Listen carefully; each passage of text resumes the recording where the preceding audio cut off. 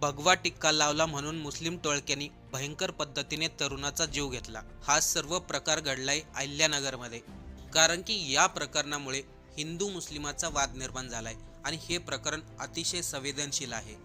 त्यामुळे या प्रकरणामध्ये खरं काय आणि खोटं काय हेच आपल्याला या व्हिडिओमधून जाणून घ्यायचं आहे। या सर्व प्रकरणाची सुरुवात होते 7 ऑगस्टच्या संध्याकाळपासून। अहिल्यानगरमधील महानगरपालिकेच्या विद्युत विभागाने रस्त्यावरील लाईटी दुरुस्त करण्याच्या कामासाठी ई स्मार्ट कंपनीची नेमणूक केली होती। शहरामधील वेगवेगळ्या भागामध्ये स्ट्रीट लाईट बंद पडल्याच्या तक्रारी आल्यानंतर त्या कंपनीचे कर्मचारी तिथे जाऊन लाईट दुरुस्तीचे कामं करत होते। याच कामाचा भाग म्हणून मुकुंद नगरमधील दर्गा दायरा परिसरातील स्ट्रीट लाईट बंद पडल्याची तक्रार कंपनीकडे आली होती। याच कामासाठी ई स्मार्ट कंपनीने अक्षय मुळे, काव्य तावरे आणि धीरज परदेशी या तिघांना ती लाईट दुरुस्त करण्यासाठी तिथे पाठवलं। धीरज परदेशी त्या कंपनीमध्ये हेल्पर म्हणून काम करत होता। अक्षय मुळे आणि तावरे हे दर्गा दायऱ्याच्या कब्रस्तानच्या गेटजवळ स्ट्रीट लाईट दुरुस्त करण्याचं काम करत होते, तर धीरज परदेशी हा रस्त्यावरती थांबला होता। पण तेवढ्यामध्येच अचानक रस्त्यावरचं चित्र बदललं। काही वेळापूर्वी जो रस्ता शांत दिसत होता त्या रस्त्यावरती 5 ते 6 जण आले आणि त्या 5-6 जणांनी डायरेक्ट धीरज परदेशी यांच्यावरती हल्ला सुरू केला। त्यांच्या हातामध्ये लोखंडी रॉड होते, लाकडी दांडके होते। समोर फक्त एकटा धीरज आणि ते 5-6 जण। धीरज परदेशी यांना काही कळण्याच्या अगोदरच त्या 5-6 जणांनी धीरज परदेशी यांना बेदम मारहाण करायला सुरुवात केली। अक्षय मुळे आणि तावरे यांनी हा सर्व प्रकार पाहिला आणि ते धीरजच्या बचावासाठी तिकडे धावले।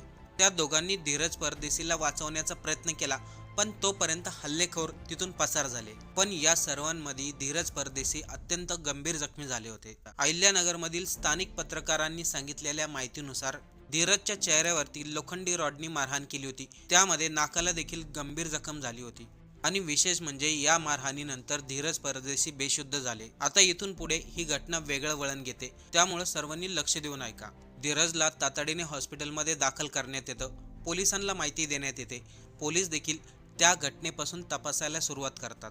धीरज परदेशी बरोबर असलेले कामगार अक्षय मुळे आणि तावरे हे भिंगार कॅम्पमध्ये असलेल्या पोलीस स्टेशनमध्ये तक्रार दाखल करतात। त्यांनी दिलेल्या तक्रारीनंतर काही संशयित आरोपीची नावं समोर येतात। युनुस शेख, मेहराज सय्यद, सिराज सय्यद, मुस्तकीय सय्यद आणि 3 अनोळखी आरोपी। पोलिसांनी या तपासाला सुरुवात केली। युनुस शेखला ताब्यात घेतलं, त्याला न्यायालयामध्ये देखील हजर केलं। पुढील तपासासाठी त्याला 3 दिवस न्यायालयीन कोठडी सुनावली। आता यामध्ये आपल्याला प्रश्न पडला असेल, धीरज परदेशीचं काय झालं, बाकीच्या आरोपींचं काय झालं? ऐका आता पुढे काय झालं। धीरज परदेशी यांच्या मारहाणीनंतर ते सर्व आरोपी गायब झाले होते। पोलिसांपुढे मोठं आव्हान होतं त्या आरोपींना पकडण्याचं। त्यापेक्षा महत्त्वाचा प्रश्न होता धीरज परदेशीवरती हल्ला का केला? कारण की धीरज तर तिथे काम करण्यासाठी गेले होते, मग अचानक तिथे 7 ते 6 जण कसं काय आले आणि धीरजलाच का मारलं? याच दरम्यान धीरज परदेशी यांच्या पत्नी सौंदर्या परदेशी या माध्यमांसमोर आल्या। त्यांनी सांगितलं त्यांचे पती धीरज परदेशी हे कट्टर हिंदुत्ववादी होते। ते हिंदुत्वाचं काम करत होते। ते नेहमी कपाळावरती भगवा टिक्का लावायचे, त्यामुळे त्यांच्यावरती हल्ला झाला। धीरज यांच्या पत्नीने हा आरोप केल्यानंतर या प्रकरणाला वेगळं वळण मिळालं। कारण की अहिल्यानगरमधील मुकुंद नगर परिसर हा मुस्लिम बहुल भाग मानला जातो आणि तक्रारीमध्ये नमूद केलेले नावं देखील मुस्लिम समाजाचीच होती। या कारणामुळे अहिल्यानगर शहरामध्ये तणाव निर्माण झाला। कारण की हा हल्ला फक्त एका व्यक्तीवरचा हल्ला नव्हता, तो संवेदनशील प्रकरण बनला होता। याच दरम्यान अहिल्यानगर शहराचे आमदार संग्राम जगताप यांनी देखील या प्रकरणात धीरज हॉस्पिटलमध्ये ॲडमिट होता, त्याच्यावरती उपचार सुरू होते। या दरम्यान महानगरपालिकेचे कर्मचारी, हिंदुत्ववादी कार्यकर्ते, स्थानिक नेते सर्वजण धीरज परदेशी यांना भेटून जात होते। त्यांच्या प्रकृतीकडे लक्ष होतं। विधान परिषदेचे सभापती राम सातपुते हे देखील धीरज परदेशी यांना भेटण्यासाठी आले। शहरामधील वातावरण पूर्णपणे बदललं होतं। सर्वांची मागणी होती आरोपीला तात्काळ ताब्यात घ्या। अहिल्यानगर शहरामधील तणाव वाढल्यामुळे कोठला, मुकुंद नगर, माळीवाडा, आलमगीर या परिसरामध्ये पोलिसांचा बंदोबस्त वाढवला। दुसरीकडे फरार आरोपींचा तपास सुरू होता। त्याच दरम्यान पोलिसांना एक लीड मिळाली। सर्व आरोपी हैदराबादला पळून गेलेत। अहिल्यानगरच्या पोलिसांनी हैदराबाद गाठवलं आणि 8 ऑगस्टच्या रात्री 3 जणांना हैदराबादमधून ताब्यात घेतलं। मुस्तकीय सय्यद, मेहराज सय्यद आणि सिराज सय्यद। पण तपास इथेच थांबला नाही।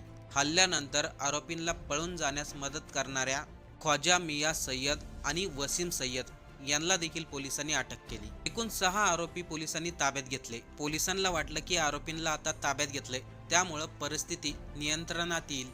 त्यामुळं हिंदुत्ववादी संघटनांनी 9 ऑगस्टला अहिल्यानगर बंद ठेवण्याची हाक मागे घेतली. पण 9 ऑगस्ट रोजी जे घडलं त्याची कल्पना कोणी केली नव्हती.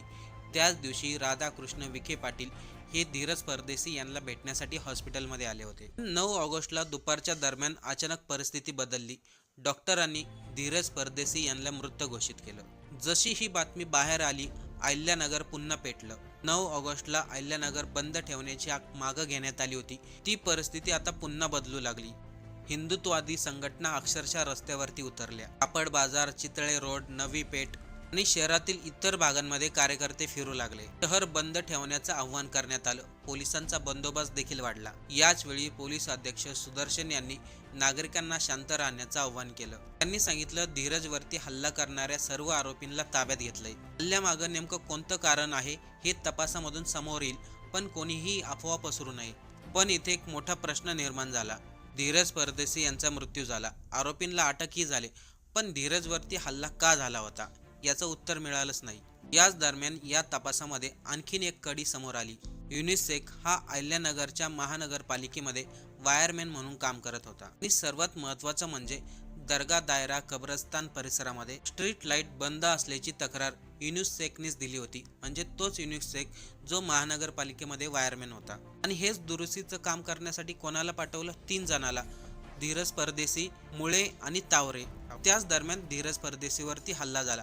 मग हा सर्व योगायोग होता का? या सगळ्या घटनांमध्ये कोणाचा तरी काही संबंध होता? ज्या व्यक्तीने स्ट्रीट लाईट बंद असल्याची कंप्लेंट केली तो युनिस शेख आणि धीरज परदेशी एकाच भागामध्ये राहत होते. मग या दोघांमध्ये पूर्वी काही वाद होता का?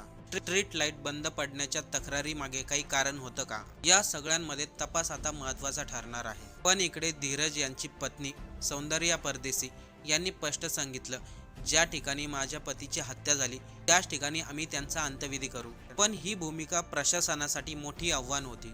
कारण की दर्गा दायरा कब्रस्तान परिसर हा धार्मिक दृष्ट्या संवेदनशील होता. इथे जर धीरज परदेशीचा अंत्यविधी झाला असता तर कायदा सुव्यवस्थेचा प्रश्न निर्माण झाला असता. अहिल्यानगरचे आमदार संग्राम जगताप, अक्षय करडिले तसेच जिल्ह्यातील इतर नेते देखील या प्रकरणामध्ये आक्रमक झाले. त्यांनी आरोपीच्या घरावरती कारवाई करण्याची मागणी केली. आरोपींची घरं बुलडोझरनी पाडा अशी मागणी झाली. संग्राम जगताप यांच्या म्हणण्यानुसार काही आरोपींना अटक केलं असून मुख्य मास्टरमाइंड अजून फरार आहे. त्यामुळे मुख्य आरोपीला ताब्यात घेतल्याशिवाय आम्ही मृतदेह ताब्यात घेणार नाही अशी भूमिका त्यांनी मांडली. धीरज परदेशींना छत्रपती संभाजीनगरच्या घाटे रुग्णालयामध्ये पोस्टमॉर्टमसाठी पाठवण्यात आलं. दुसरीकडे सोमवारी अहिल्यानगर पूर्ण बंद होतं. संग्राम जगताप यांनी देखील धीरज परदेशी यांनी भगवा टीका लावला होता याचा उल्लेख केला. पण या प्रकरणामध्ये तपास खूप महत्त्वाचा आहे. धीरज यांच्या पत्नीने जो आरोप केला भगवा टिक्का लावल्यामुळे त्यांची हत्या झाली, खरंच हेच कारण आहे की त्या पाठीमागं काही दुसरं कारण आहे हे तपासणं आता पोलिसांसमोर मोठं आव्हान आहे. या प्रकरणामधून आपण घडलेली घटना सांगितली, त्यामुळे जोपर्यंत पोलिसाचा तपास पूर्ण होत नाही तोपर्यंत हे समजणार नाही धीरज परदेशी यांची हत्या नेमकं कोणत्या कारणामुळे झाली. आपल्याला या सर्व प्रकरणाबद्दल काय वाटतंय? आपलं मत कमेंट करून नक्की सांगा.